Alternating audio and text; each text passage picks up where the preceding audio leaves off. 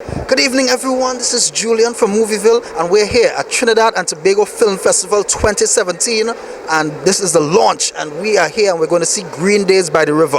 It's a drama period film directed by Michael Mulida, and it's based on the iconic novel by Michael Anthony. So we're going to talk to some folks, meet the cast and crew, talk to some guests, and have a really good time. All right, so let's check it out.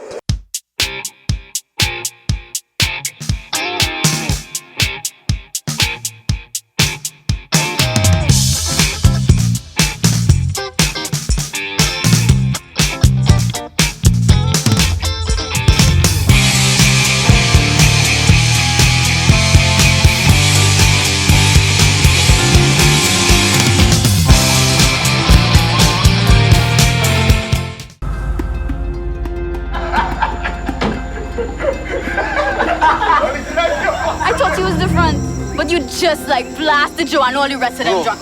Don't roll me. Getting too damn lazy, man. There's something to make them get fierce. Listen to me, good Eshel, and you ain't stupid. I love this land too bad, boy. I believe in land. I believe in land. I'm planting the land.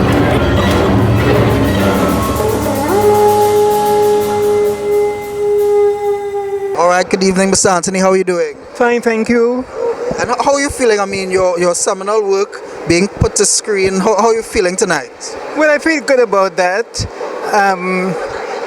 Actually, I haven't seen any part of it at all, you see, so I don't know if I get vexed when I... That's not how it was in the book yet. I don't know if I get vexed when I see it. So, but up to now, I am glad, I am happy to be here. Oh, yes. All right. And I'm wondering, and what have people been telling you? You know, what have the response from, family and friends hearing that it's being turned into a film? What have they been telling you? Well, I'll tell you what I've discovered was a lot of people are excited except me. Why is that? Why aren't you excited? I don't know why. I think I better wait and see what is on this on the film. See what's there before. I mean, I might like it, and if I like it, I'll be very happy. Yes. And I presume with the film coming out, has it been a resurgence of more people running and getting the book? Oh yes. It has had that sort of effect. People are interested in my other works as well. Well, I was not going to ask that. I mean, are people thinking of games are coming or here in San Fernando as possibly adapting those? Well, I think my present filmmakers are interested in wanting to know what can they do next of my book, of my works. So tell us your name and the character you played. I'm Vanessa Bartholomew. I played June. All right, and tell us about Joan. Joan is a very headstrong, very confident young lady who is very focused on her future, but she's very sweet and kind-hearted at the same time. Right. And how much of you was in Joan, or how much did you have to step out of your comfort zone? I think a lot of me was in Joan actually, because I try to be very confident about myself. I'm very headstrong, I'm very driven and determined, and I like to think of myself as a very sweet person as well. You seem sweet. Yeah, thank you. All right, so we're here with Nadia Kandai, who's playing Rosalie Gidari. Rosalie Gidari. Gidari. I always thought it was Gidari growing up in it. All right, and tell me about the character of Rosalie, for those not familiar.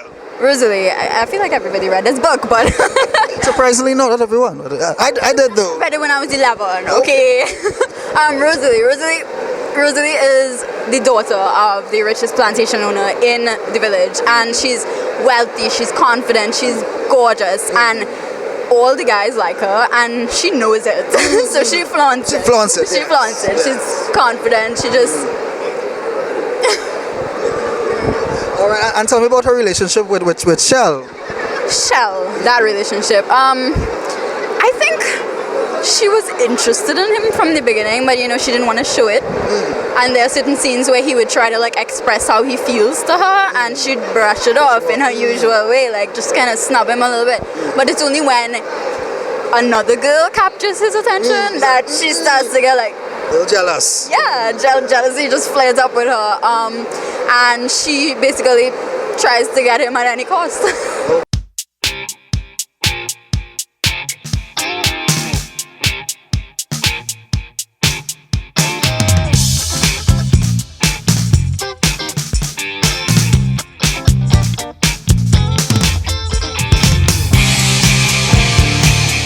Mar Jara playing the role of Leonard in Green Days by the River. Okay, and tell us about Leonard. Leonard is like the leader of the gang. You know, he comes off as confident, but he's really insecure because he likes, and also he just likes to downplay everybody else in the group so that he can make himself feel better. You know, because especially the fact that he liked the girls that Shell ended up with, Yeah. and then Shell ended up with the girls. So You feeling how? you feeling that kind of how? You feeling that kind of how? All right, and tell me what was it like working on this film, all the period costuming and all that? How was the experience? It was nice to go back in time and see how children was at that time, at that age, and how they used to dress, the games they used to play, the way they used to speak, the twangs they had. It was different from now, and I liked doing that. I liked embodying that. And also the locations we went, we had a lot of river limes and stuff, and I liked that. Yeah, Was there curry duck at the River Limes? we didn't have any corridor. That's sad to hear. All right, so have you seen a draft? Have you seen anything of the film as yet? I haven't seen anything. All I've seen is the trailer, and I've seen some stills from them, and that's it. So everything's gonna be a surprise to me. Okay, and what about your family? Are they here out supporting you? I have my family, yes, and friends. They're all here, you know. So yeah. Okay. All right. So thank you so much for chatting with us. Thank you. And tell me about well, I read the book and I know Mr. Gidari is not the nicer judge. Tell me about playing the character. Well, you know, it was a very interesting one at that. Mr. Gidari in the book, Green Days by the River, was a person who had a strong character. He was a farmer, he was a hunter, and you know, he worked the land. He was a person, I believe, that was well respected by everybody in the village. Okay, a hard-working, disciplined person. So when Shell came on his estate, you know, he had to Lay down the law. lay down the law, so to speak. But you know, it's very interesting because I grew up in a rustic background. I grew up at Tablan, that's very close to Rio Claro. I also grew up at Rio Claro, very close to Mayaro. And my father was a hunter. My father was a proprietor. He worked the cocoa and coffee and rice estates. And I grew up with him on the estate. So, you know, getting into the character of Mr. Gidari, in my opinion, it wasn't too much of a problem because I could hold a cutlass, a punya, we would call that punya, right? And I could work the land, and I felt comfortable in that role. But as I was saying to someone else a short while ago, you know, whenever you have a character to work, you look at their backstory. You try to see where did that character come from, okay? Motivation. Yes, and you know, you find out more about him through the lines of the story. And many people would look towards Mr. Gidari in this movie that will be shown in a short while. Because they would have studied the book Green Days by the River 50 years ago when Michael Anthony wrote it. Okay, and there is a lot of expectations from all the members of the cast. And I think, personally, they are in for a treat. Roy he's very quiet. He doesn't say as much, but I think it's because Leonard picks on him, so he doesn't say anything. Yeah, so he's always around, but he doesn't say anything. Okay. You know, you always have that friend. Yeah, he's that friend. Okay. So you didn't have a lot of lines to learn. Oh, that was the best part. I just had to show up to work. Yeah, but it's actually much harder to not say anything than to say anything. Because you still have to emote, Yeah. you know, while you're in the scene. And be into all this conversation and yeah. And Kuno was telling me you all are still in a very close-knit group. Yeah, we still have a WhatsApp group and we talk like every night. We still Every night? Wow. Right. You know, obviously you'll stop talking for like a week or so, it dies down, but yeah, it's been almost a year. It's been a year and it's still going. We're here with Che Rodriguez, who plays the character of Palami. Yes. All right, and tell us about Palami.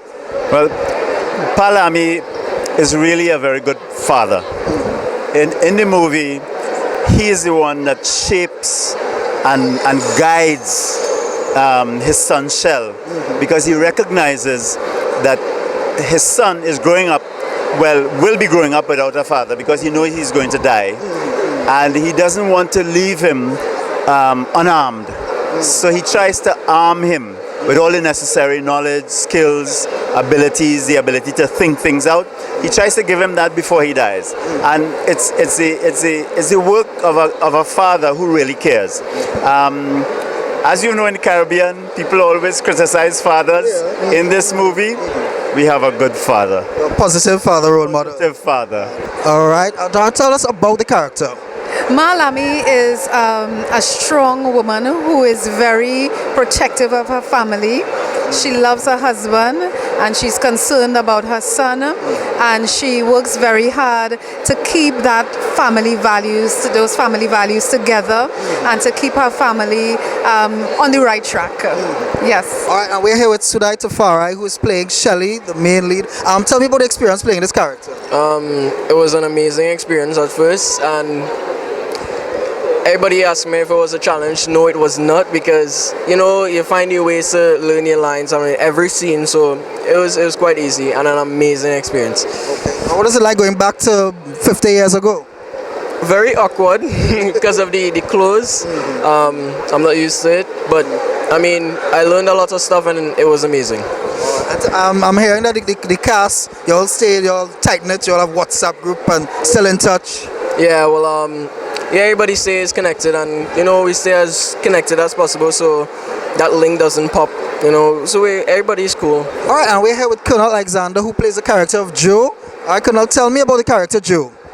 Well, Joe is a more outgoing person in my ways.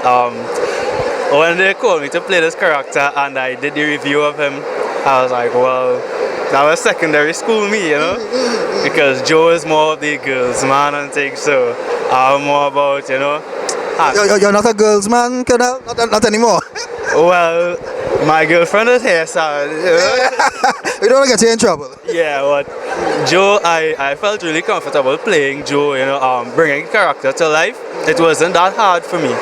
So when it was I got the part for the movie Green Days, I sat there, I read the scripts and stuff, and I came. I said, you know what? Delivering full 100, because Joe has to be one of the greatest characters you ever saw. Now bring Green Days back to life from 50 years ago. So yeah. Okay, and we're here with the director of Green Days by the River, Michael Mulida. Michael, how are you feeling? I mean, this is your big night for your big baby.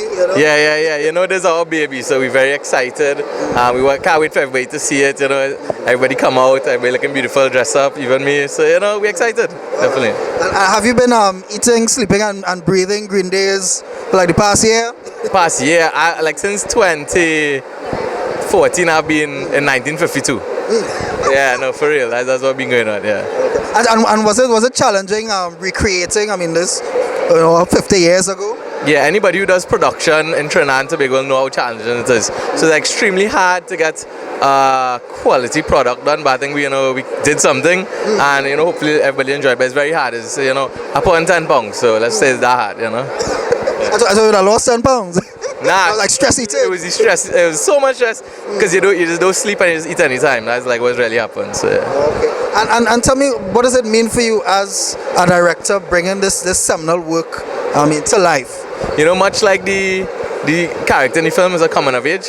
So also like this is my coming of age, meaning I had to make those steps if I want to have a career in filmmaking.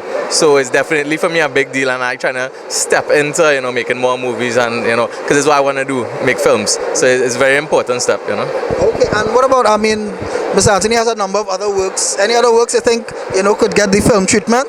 Yeah, we have had discussions like that, but what we want to do is assess the data of this one, and then we'll see how we're moving forward. But we know we can make movies, we know we can make the films. Now it's a matter of funding and getting the stuff.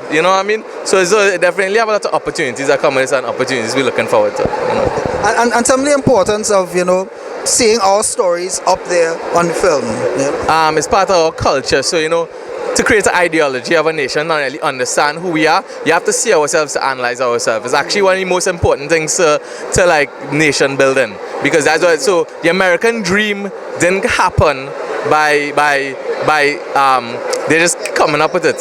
They sold it through their movies, and so that American dream, it comes from their films. That's why people even know how to mention it, and that's why we think of it. So you have to understand it like that. What we put in our movies, we can have that Trinidadian dream, or what we pitch out there. So it's a very real thing. This is what helps mold our minds. So I aware of that, and that's why I set back to 1952 before Green Days before Trinidad and Tobago was independent. I started the storytelling from there, and we could take it forward. Okay, all right. So Michael, all right. So that's it from the launch of Trinidad and Tobago Film Festival 2017 and the premiere of Green Days by the River. All right. As you see, everybody is heading in, so we're gonna go check out the movie and we're gonna tell you about it a little later. All right. Okay. So thank you so much for joining us here on Movieville on GT Network. All right, and we'll see you next time. Bye bye.